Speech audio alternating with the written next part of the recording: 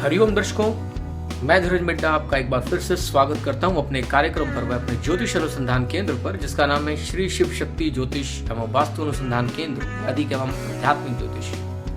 दर्शकों, जहां हम आपको ज्योतिष वास्तु फेंगशुई से जुड़ी हुई सेवाएं प्रदान करते हैं। अगर आपका भी कोई प्रश्न है, आपकी कोई जिज्ञासा है, घर बैठे अगर आप अपनी कुंडली पर अपने जीवन में घट रही शुभ अशुभ घटनाओं के बारे में चर्चा करना चाहते हैं, उनके कारण जानना चाहते हैं, उनके निवारण जानना चाहते हैं, तो आप हमें संपर्क कर सकते हैं। आप हमें निम्न नंबरों पर जो कि फ्लैश हो रहे हैं आपकी स्क्रीन पर, उन पर संपर्क कर सकते हैं, व्हाट्सएप कर सकते हैं। हमारा परामर्श शुल्क नाम मात्र है। हमारा परामर्श शुल्क आप हमारे बैंक अकाउंट में जमा कराने के बाद, ट्रांसफर कराने के बाद आप हमसे परामर्श कर सकते हैं। तो चलिए कार्यक्रम को आगे बढ़ाते हैं। आज बात करेंगे ज्योतिष के योग की। आज का ज्योतिष योग है प्रेम विवाह। ज्योतिष के माध्यम से कैसे जाने कि कोई जातक प्रेम विवाह करेगा। ये जो नई श्रृंखला हमने शुरू की है, इसके अंदर प्रेम संबंध और प्रेम विवाह, ये हालांकि दोनों अलग अलग मैटर है, लेकिन आपस में जुड़े हुए हैं। इन दोनों ज्योतिष योगों को हम एक साथ साथ लेकर चलेंगे, क्योंकि आपस में इनका काफी संबंध है। प्रेम विवाह और प्रेम संबंध, इन दोनों को लेकर चलेंगे। तो बात करते हैं जन्म कुंडली में ऐसे कौन से योग बन जाते हैं जिनसे जातक प्रेम विवाह करता है। गंधर्व विवाह का भी इसे हमारे शास्त्रों में कहा गया है। तो सबसे पहले हम जानेंगे कि कौन से भाव हैं कुंडली के अंदर जो इससे संबंध रखते हैं। सबसे पहले लगन भाव, लग्नेश, जातक स्वयं खुद जिसकी वो कुंडली है, करने वाला कर्ता जातक, लगन भाव।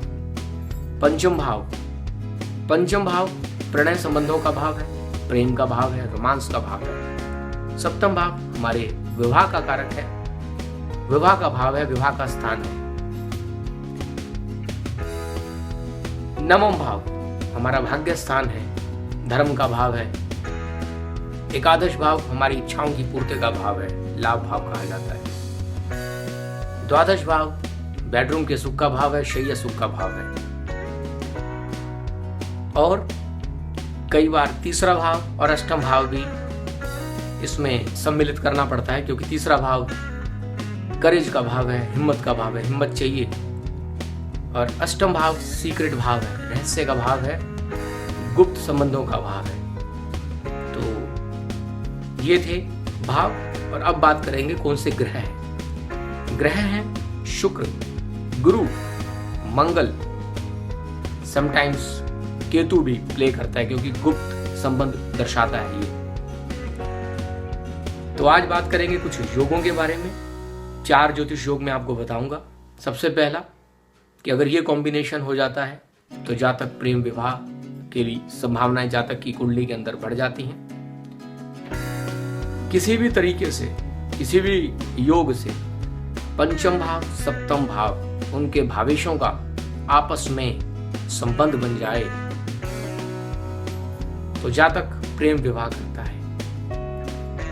किसी भी तरीके से पंचम भाव, सप्तम भाव, नवम भाव और लग्नेश का आपस में संपर्क हो जाए, संबंध बन जाए, तो भी जातक प्रेम विवाह करता है। तीसरा, पंचम भाव, सप्तम भाव, नवम भाव, एक लग्नेश या लग्न भाव, इनका आपस में भाव भावेश के संबंध के साथ साथ द्वादशेश का भी इनसे संबंध हो जाए तो जातक के जीवन में प्रेम विवाह करने की संभावनाएं काफी बढ़ जाती हैं। एक और योग, शुक्र और मंगल का किसी भी तरीके से पंचम और सप्तम भाव भावेश से संबंध हो जाए तो भी जातक प्रेम विवाह करता है। यह सब ज्योतिष एक गणना के हिसाब से होती है, यह सब संभावनाएं हैं। किसी भी योग को आप फाइनल रूप में नहीं इसे ले सकते। अन्य योग भी देखे जाते हैं कुंडली के अंदर। आज से मैं एक वर्ड यूज करूंगा, कंडीशन अप्लाइड। कंडीशन अप्लाइड, शर्तें लागू, यानी कि कुंडली के और अन्य वर्गों के हिसाब से कुंडली के अंदर जो ग्रह जन्म कुंडली में ये योग बना रहे हैं, उनकी स्थिति क्या है, उनकी वो कितने बली हैं, यह भी देखना बहुत जरूरी होता है। यानी कि योग बनाने वाले ग्रह बली होने चाहिए, निर्बल नहीं होने चाहिए, अस्त नहीं होने चाहिए, सही दशा गोचर का समन्वय होना चाहिए। पाप प्रभाव अगर उन ग्रहों पर है, वो पाप ग्रहों के साथ अगर ऐसे योग बन रहे हैं तो इसमें कठिनाइयां, मुश्किलें बहुत ज्यादा आती हैं। तो आज के लिए इतना ही। अगर आपको आज का हमारा यह वीडियो पसंद आया हो तो इसे लाइक करना ना भूलें। ज्ञान के प्रसार के लिए सीखने और सिखाने की श्रृंखला को आगे बढ़ाते हुए आप इस वीडियो को शेयर जरूर करें। अगर आपको रोजाना ज्योतिष, वास्तु, फेंग शुई, धर्म, अध्यात्म से जुड़ी हुई जानकारी चाहिए